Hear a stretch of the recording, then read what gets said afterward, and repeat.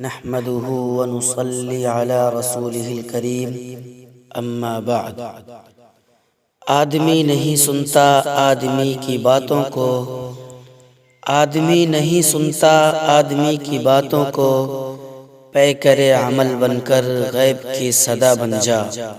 محترم بزرگوں اور دوستوں، آج دنیا میں ظلم کا دورہ ہے۔ ہر شخص ایک دوسرے کا مال و اسباب ہڑپ کرنے کے چکر میں ہے۔ وہ سوچتا ہے کہ دوسرے کا مال ہتھیا کر میں اپنی جائیداد میں اضافہ کر لوں گا، میری دکان ترقی کر جائے گی،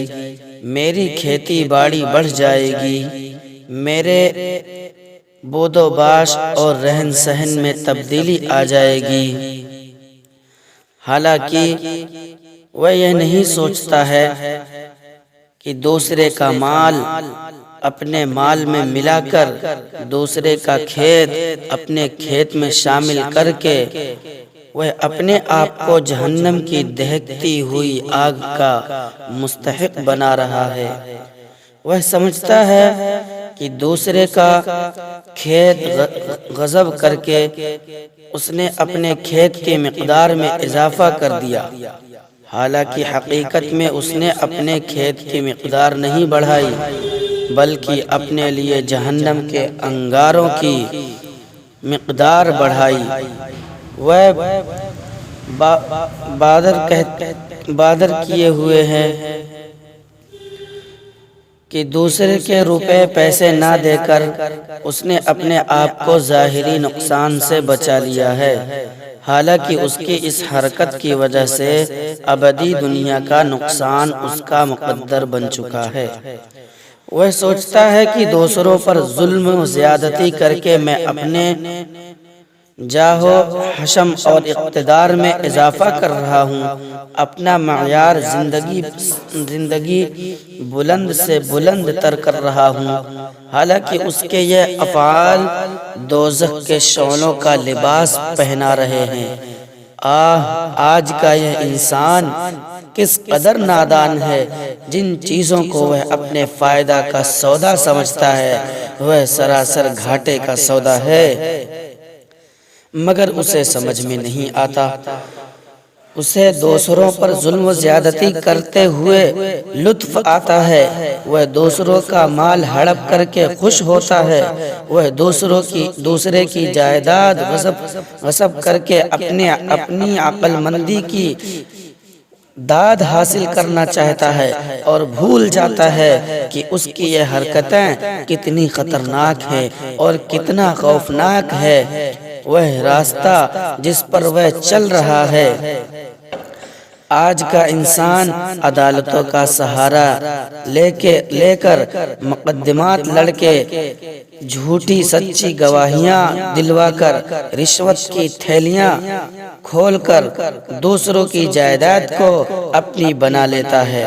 دوسروں کے حقوق پر ڈاکے ڈالتا ہے اور سمجھتا ہے کہ دنیاوی قانون کے روح سے وہ چیز میری ہو گئی تو خدائی قانون میں بھی میری ہو گئی، حالانکہ یہ اس کی بھول ہے۔ قیامت تک وہ چیز اس کی نہیں ہو سکتی، اسے اس چیز سے فائدہ اٹھانے کا حق نہیں ہے، وہ اس کے ذریعہ جو کچھ حاصل کر رہا ہے سب حرام ہے، وہ جہنم کا ایک ٹکڑا ہے جو اس نے جھوٹی گواہی دلوا کر اور رشوت دے کر حاصل کیا ہے۔ حضرت ام سلمہ رضی اللہ عنہ کی روایت ہے، رسول اللہ صلی اللہ علیہ وسلم ارشاد فرماتے ہیں، انما انا بشر وانکم تختصمون الی ولعل بعضکم ان یکون الحن بحجته من بعض فاقضی له على نحو ما اسمع منه فمن قضيت له بشيء من حق اخيه فلا ياخذنه فانه اقطع له قطعه من النار۔ میں ایک انسان ہی ہوں، تم لوگ اپنے جھگڑے میرے پاس لے کر آتے ہو، ہو سکتا ہے کہ تم میں کا کوئی دوسرے کے مقابلے میں اپنی بات کو زیادہ بنا سنوار کر پیش کرنے کا ماہر ہو، لہذا میں اس کو سچا سمجھ کر اسی کے حق میں فیصلہ کر دوں۔ پس سن لو، جس کے لیے میں اس کے بھائی کے حق سے فیصلہ کر دوں تو وہ اس سے ہرگز نہ لے، کیونکہ وہ جہنم کا ایک ٹکڑا ہے جو میں اسے کاٹ کر دے رہا ہوں۔ ایک دوسری حدیث میں ہے، من ادعی ما لیس لہ فلیس منا وَلْيَتَبَوَّأَ مَقْعَدَهُ مِنَ النَّارِ، جو کسی ایسی چیز کا دعویٰ کرے جو اس کی نہ ہو وہ ہم سے نہیں، ایسے شخص کو اپنا ٹھکانہ جہنم میں ڈھونڈ لینا چاہیے۔ محترم حضرات، یہ ظلم و زیادتی اور دوسروں کی جائیداد پر ناجائز قبضہ کرنا حقوق العباد میں سے ہے، اور حقوق العباد حقوق اللہ سے بھی زیادہ خطرناک ہیں۔ اللہ تعالیٰ اپنا حق چاہے گا تو معاف کر دے گا، مگر بندوں کا حق بندے ہی معاف کریں تو کریں، اللہ معاف نہیں کرے گا، بلکہ قیامت کے دن بڑے خطرناک طریقے سے وصول کیا جائے گا۔ حضرت ابو ہریرہ رضی اللہ عنہ فرماتے ہیں کہ رسول اللہ صلی اللہ علیہ وسلم نے ارشاد فرمایا، جس شخص نے اپنے بھائی کی کوئی چیز ظلماً لے لی ہو یا اس سے تعرض کیا ہو تو چاہیے کہ وہ دنیا میں معافی تلافی کرا لے، اس کے کہ وہ دن آئے جس دن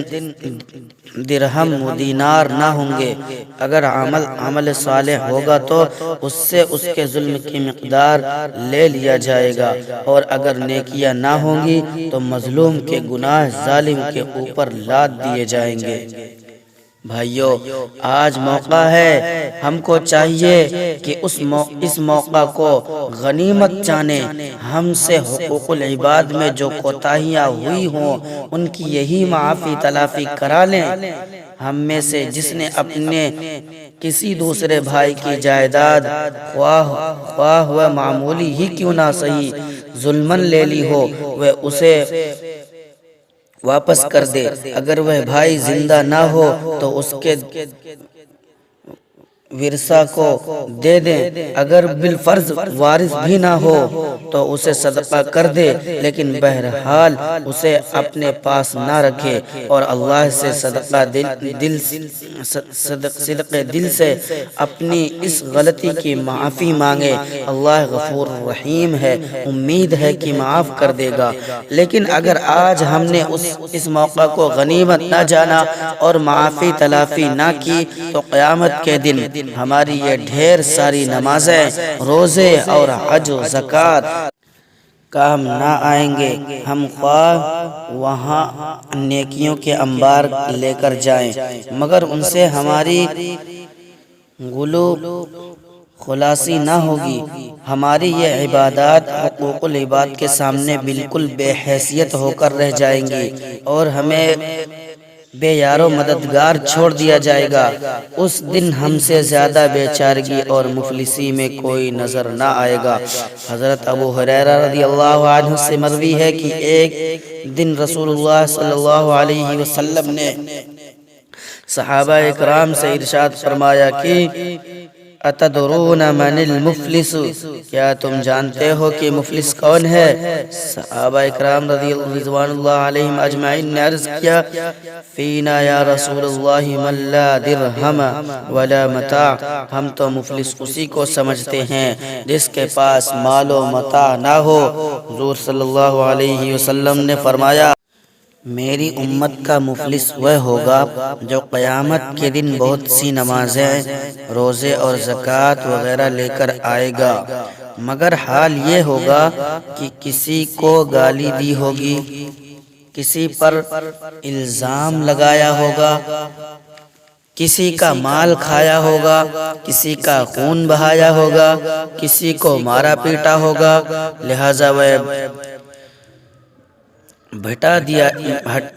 دیا جائے گا اور ہر شخص اپنا بدلہ لینے آ جائے گا۔ اس کی نیکیاں اٹھا اٹھا کر دی جانے لگیں گی، یہاں تک کہ نیکیاں سب ختم ہو جائیں گی مگر دعوے دار باقی رہ جائیں گے، لہذا ان دعوے داروں کے گناہ اس پر لاد دیے جائیں گے، پھر جہنم میں پھینک دیا جائے گا۔ آج ہم غیبت اور چغل خوری میں لگے رہتے ہیں، ایک دوسرے پر طعن و تشنیع کرتے ہیں، اتہام و بہتان لگاتے ہیں، ایک دوسرے کو ستانے اور نیچا دکھانے کی فکر میں رہتے ہیں۔ ذرا سوچئے جب قیامت کے دن ان کے عوض ہماری نیکیاں لی جانے لگیں گی تو ہم کس لائق رہ جائیں گے؟ ہمارے اوپر جب ہمارے ظلم کے بدلے مظلوموں کی برائیاں لادی جانے لگیں گی تو ہم اپنی بیچارگی کی فریاد کس سے کر سکیں گے؟ خدا بھی ہمارا کوئی فریاد نہ سنے گا، کیونکہ یہ سب اسی کے حکم سے ہوگا، اور خدا بھی حق والوں کو حق لینے سے نہ روکے گا۔ ان اللہ لا یمنع ذا حق حقا۔ سچ بات تو یہ ہے کہ اگر وہاں بھی مظلوموں کو اپنا حق نہیں ملے گا تو کہاں ملے گا؟ اگر وہاں بھی انصاف نہ ہوگا تو کہاں ہوگا؟ اس لیے حدیث شریف میں ہے، قیامت کے دن حقوق حقداروں تک بالضرور پہنچائے جائیں گے، یہاں تک کہ بے سینگ والی بکری کے لیے سینگ والی بکری سے بدلہ لیا جائے گا، یعنی جانوروں تک میں مظلوموں کی داد رسی ہوگی اور حقداروں کو ظالموں سے حق دلایا جائے گا۔ پھر بھلا انسان اشرف المخلوقات ہو کر اور بڑی ذمہ داریوں کا اہل ہو کر اس قانون سے مستثنی کیسے ہو سکتا ہے؟ اس کی گرفت تو سب سے پہلے ہوگی۔ رسول اللہ صلی اللہ علیہ وسلم نے ارشاد فرمایا، جس نے ایک بالشت زمین بھی ظلماً لے لی ہوگی وہ قیامت کے دن 7 زمینوں کا طوق پہنایا جائے گا۔ بزرگوں اور دوستوں، ہمیں ان وعیدوں سے ڈرنا چاہیے اور ظلم و زیادتی اور حقوق العباد میں کوتاہی کرنے سے باز آ جانا چاہیے، ورنہ ہماری ساری زندگی کے اعمال غارت ہو جائیں گے۔ قیامت کے دن اعمال کا ہمیں کوئی فائدہ نہ پہنچے گا۔ اس دن ہم افسوس سے ہاتھ ملیں گے مگر اس دن کا ہاتھ ملنا کام نہ آئے گا۔ وہ غیرتیں وہ صبر وہ ایمان ہے کہاں، وہ غیرتیں وہ صبر وہ ایمان ہے کہاں، حسن عمل کے دل میں وہ ارمان ہے کہاں۔ ایک غل مچا ہوا ہے کہ مسلم ہے خستہ حال، ایک غل مچا ہوا ہے کہ مسلم ہے خستہ حال، پوچھے ذرا کوئی کہ مسلمان ہے کہاں۔ میں اپنی تقریر کو مکمل کرتا ہوں۔ اللہ تعالی ہمیں کہنے سننے سے زیادہ عمل کی توفیق عطا فرمائے۔ وآخر دعوانا الحمدللہ رب العالمین۔